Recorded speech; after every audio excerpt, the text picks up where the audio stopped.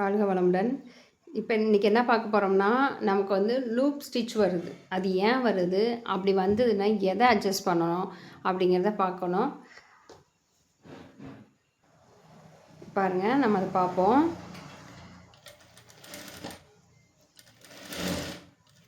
இப்படி தைக்கிறோம்.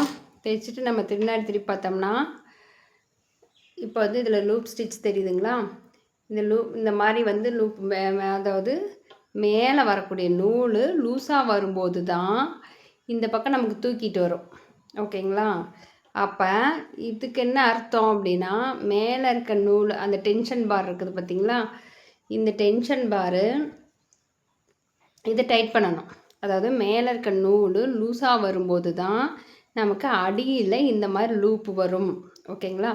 ஸோ அப்போ என்ன பண்ணணும்னா, மேலே இருக்க நூலை கொஞ்சம் நல்லா டென்ஷன் அதிகமாக கொடுத்து இழுத்து வர மாதிரி பண்ணணும். ஸோ அப்போ நம்ம என்ன பண்ணணும், இதை வந்து நல்லா டைட் பண்ணுங்க.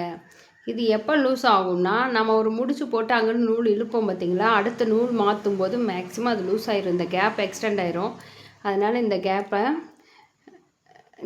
கேப் சரி பண்ணணும்னா இதை கொஞ்சம் டைட் பண்ணுங்கள். ஓகேங்களா? இல்லைன்னா கொஞ்சம் தூக்கி விட்டுட்டு டைட் பண்ணிங்கன்னா கரெக்டாக வந்துக்கும். இப்போ தைச்சு பார்ப்போம். இப்போ பாருங்கள், சரியாயிடுச்சு. லூப் ஸ்டிச்சில் பாருங்கள், நல்லா நீட்டாக வந்திருக்கு. ஸோ எப்போ நமக்கு இந்த பிரச்சனை வரும், அடியில் லூப் வருது அப்படின்னா கண்டிப்பாக இது நூலில் வரக்கூடிய டென்ஷனை கரெக்ட் பண்ணணும். ஓகேங்களா? இப்போ நெக்ஸ்ட் வீடியோவில் மேலே லூப் வந்தால் என்ன பண்ணலான்னு சொல்கிறேன். தேங்க்யூ ஃபார் வாட்சிங் திஸ் சேனல்.